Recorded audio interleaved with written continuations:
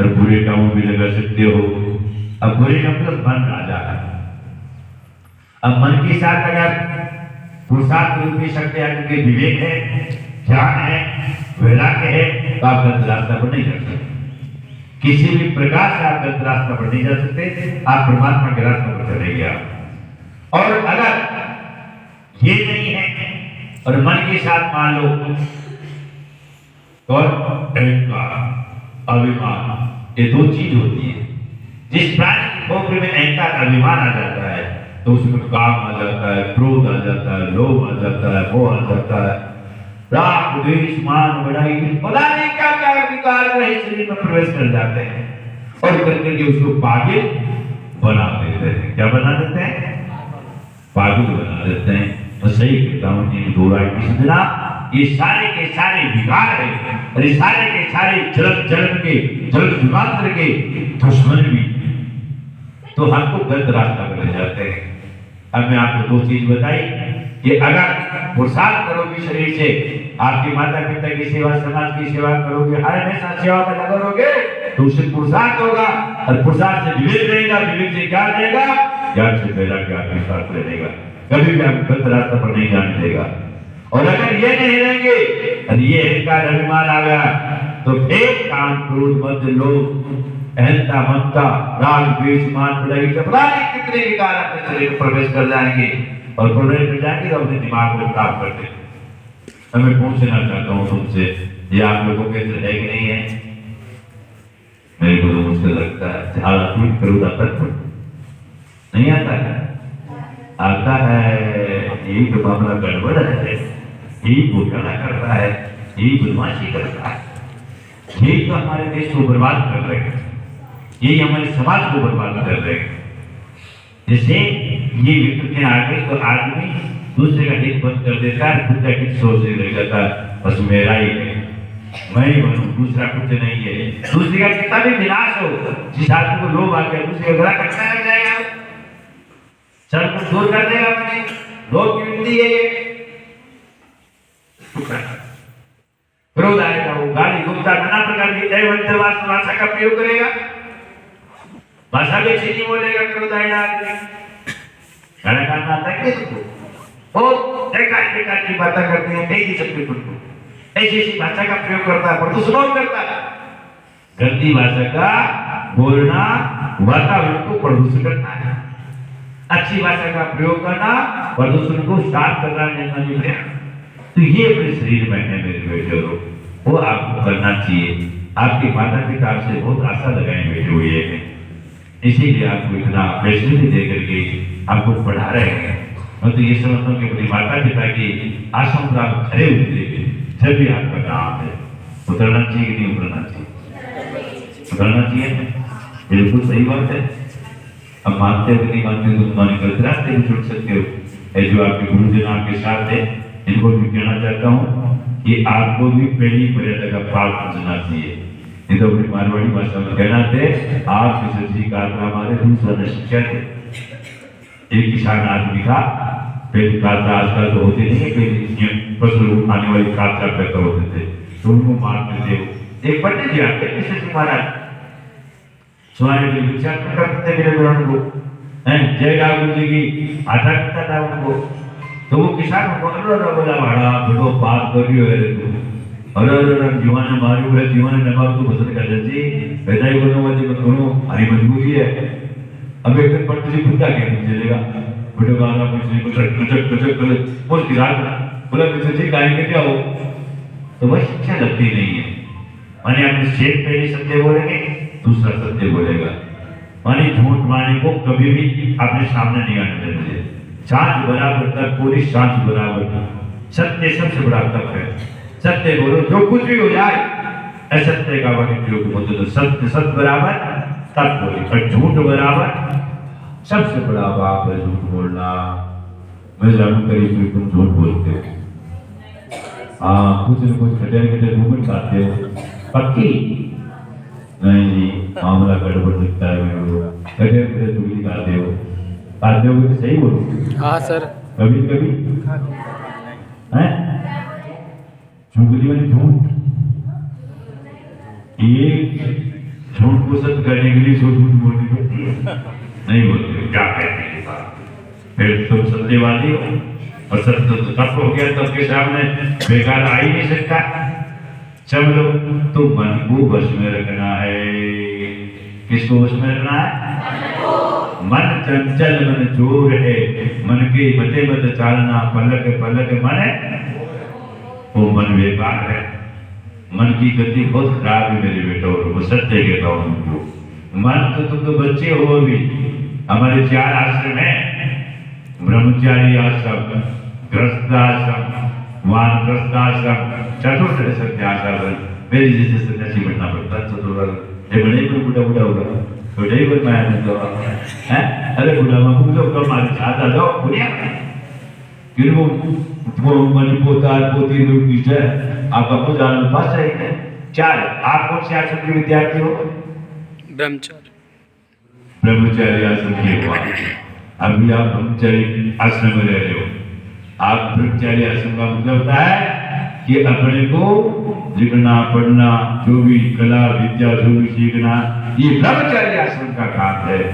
ब्रह्म आश्रम में पूर्णतः सब सक्षम हो जाए, अपने पैरों पर खड़ा होना और अर्थ उपार्जन करने लग जाए, ऐसी योग्यता प्राप्त करने वो ब्रह्मचारी आश्रम है।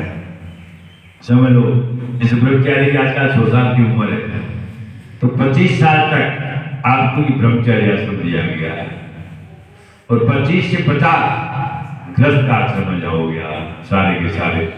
जो भी आपने जीवन में 25 साल में जो ज्ञान विज्ञान जो भी प्राप्त किया है उसके द्वारा धन उपार्जन करना है और गृहस्थ आश्रम का पालन करना है।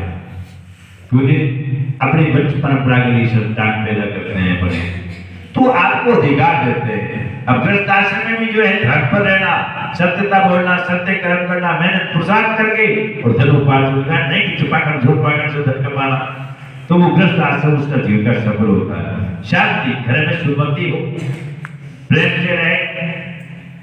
धन के लिए क्या बताया?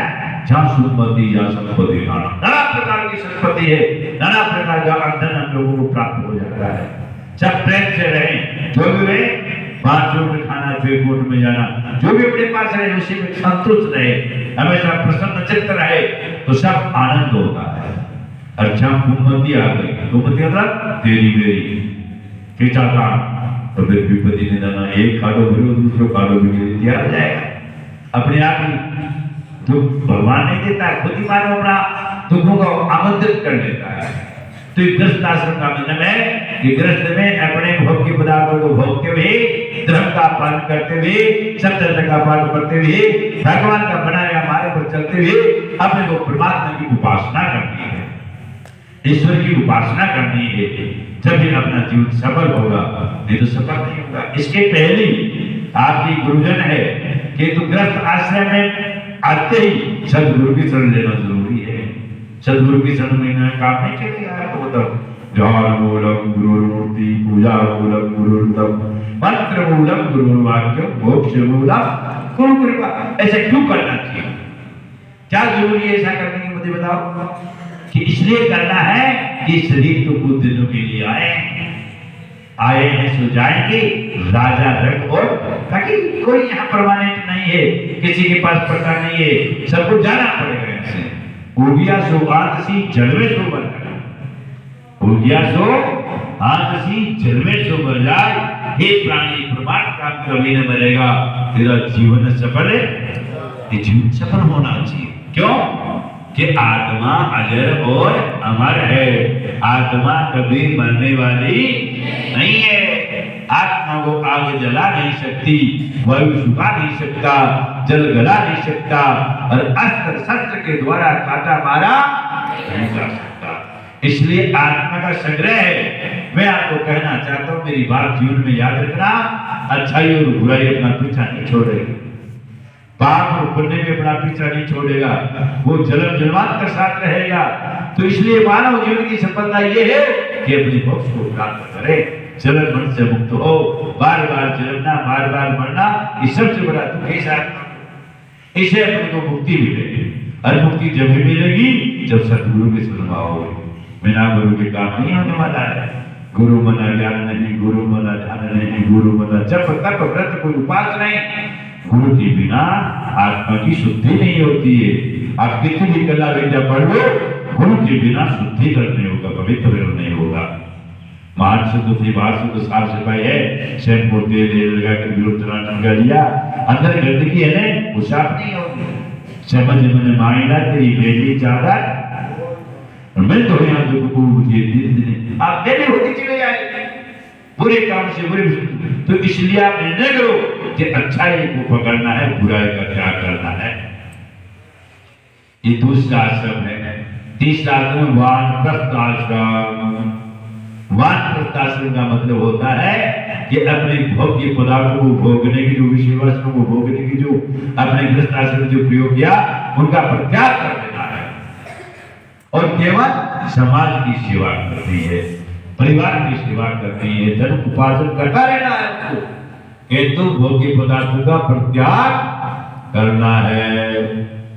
ये तीसरी श्रेणी का आश्रम का मतलब है कि तीसरी श्रेणी में भोग्य वासनाओं का भाई जी त्याग कर देना चाहिए, उनमें रमा नहीं रहना चाहिए। और रमा रहोगे तो तुम भोगोगे भाई। हमारे यहाँ तो कहना है करंता सो जो लोग करंता सो, जो जैसा करेगा उसको भरना पड़ेगा। दूसरा मैं पाप कर रहा हूँ, मैं अत्याचार कर रहा हूँ, तो आप भोगने के अधिकारी नहीं, मेरे को भोगना पड़ेगा, स्वयं को भोगना पड़ेगा। अड़ोसी पड़ोसी नहीं भोगेगा, अपना अपना कर्म अपने को भोगना पड़ेगा। और इस जीव का कोई साथी नहीं है। भाई बंधु राजपाट महल वालिया, एक प्राणी एक दिन ऐसा है तेरे साथ कोई संग नहीं, जैसा जाने वाले नहीं है। अकेले आए हैं, अकेले पक्की बात है, निश्चित बात है। इसलिए चतुर्थ अवस्था को मतलब है कि सभी का त्याग कर देना चाहिए, धन उपार्जन भी बंद कर देना चाहिए, क्योंकि उसके बेटे बहुत बड़े बड़े हो जाते हैं, इसलिए उनको संभाल देना चाहिए। दुकान संभालो तुम्हारी दुकान, और फिर जैसे उनको फकीर बन करके और भगवान की आराधना में प्रार्थना करना चाहिए। जब चतुर्थ संन्यास का काम होगा तो कैसे होगा? अब हमारे मार साहब भी रिटायरमेंट होगा तो छोटे मोटे लगे रहते तो अरे भाई त्यागो, त्यागने से माने महाभारत काल का एक उदाहरण है। 10 साल के सुपुत्र मारे गए, सारे समाप्त हो गए, सब कुछ हो गए। युधिष्ठिर को पुनः माने राज्य स्थापित कर दिया, राजाभिषेक हो गया और 10 साल युधिष्ठिर की सेवा में आ गया। युधिष्ठिर मैं घर बार त्याग करके जा रहा हूँ। युधिष्ठिर ने कहा ये क्यों, ऐसा क्यों? आपकी सेवा करने का आपको मौका मिलेगा, आप सेवा करें। अरे बोला तुम्हारी सेवा से कोई लेना देना नहीं है। हमने जो जीवन में कितने अपराध किए और किए, उनकी हम क्षमा याचना करके प्रायश्चित करके और भगवान के चरणों में पहुंचना चाहते हैं। अब तुम्हारा राज में ये राजगद्दा ये होने चाहिए, जंगलों में जाएंगे, ऋषि मुनियों की सेवा करेंगे और तितिक्षा भोगते हुए अपने प्राणों का परित्याग करेंगे। जब 10 साल जाने लगा, गद्दारी भी आ गई। बोला मेरा क्या काम है, मैं भी आपके साथ जाऊंगी, मैं भी क्या करूंगी? क्योंकि पतिव्रता नारी जो होती है वो बिल्कुल पति के साथ जाती है। इतने करने के ऊपर भी विदुर जी आ गए, भाई मैं आपका मंत्री था, आपके साथ रहा हूं, मैं भी चलूंगा। संजय आ गया, पीछे से कुंती भी आ कहने लगे कि हम तो जंगल में जाएंगे। पांडवों को बड़ा दुख हुआ, बड़ा पश्चाताप हुआ। अभी सेवा करने का मौका था, सब बाहर चले गए। और ये भी कहती कि हमको आप संभालना नहीं, हम जिस गति में रहे उसी गति में हमको छोड़ देगा। तो इतनी तितिक्षा कोई भोगना ही नहीं चाहता आजकल, तो सीधा ही वेदों से जाना चाहता है। तो खेलने का मतलब ही चतुर्थ अवस्थी 4 श्रेणी में अपना जीवन व्यतीत होता है। जरूरी नहीं चारों पद भोगे बीच में भी जा सकता है, जल मरण का कोई निश्चय नहीं है। जितने सांस होती है उतना अपने को भोगना पड़ता है। तो मैं आपको सभी विद्यार्थियों को, विद्यार्थी हो आप लोग, और आप लोग अच्छे मार्ग को चुनना है, बुरा काम को कभी नहीं चुनना है।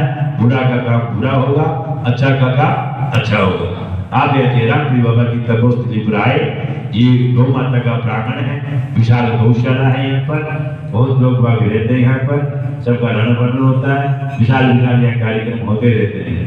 तो आप लोगों ने जो भी अगर किसी प्रकार का कष्ट हो या किसी प्रकार का दुखा हुई हो, उसके लिए क्षमा करता हूँ।